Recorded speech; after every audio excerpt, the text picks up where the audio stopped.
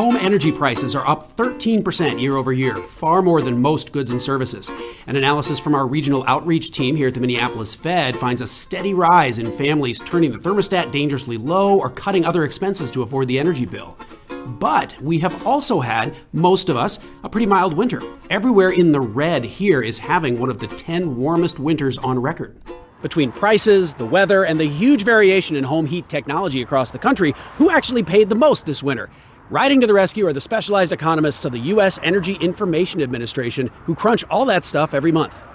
46% of U.S. households rely on natural gas. Given the actual weather we've had, the EIA says the average gas household can expect to pay about 9% more than last year. 41% of households rely primarily on electricity. Those folks will spend about 10% more than last year. For people who rely on propane or LP gas, like this guy here, prices are actually lower than last year. Their energy bill will be down about 7%. Even so, it's a relatively expensive way to heat. But the big winner/loser this winter has been heating oil.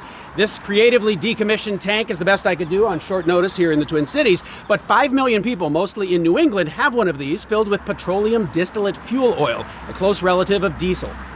After creeping up for 2 decades, number 2 fuel oil surged to $6 a gallon last year. Even the warm winter will be cold comfort to homes with oil, who will pay on average 13% more this winter, nearly $2,100 for winter heat.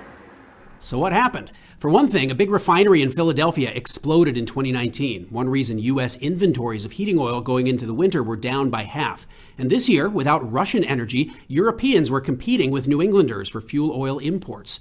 With 5 million homes pretty much tied to their tanks, the EIA says refiners have been able to boost their profit margins by as much as 300%. This winter could be kind of an existential moment for oil heat.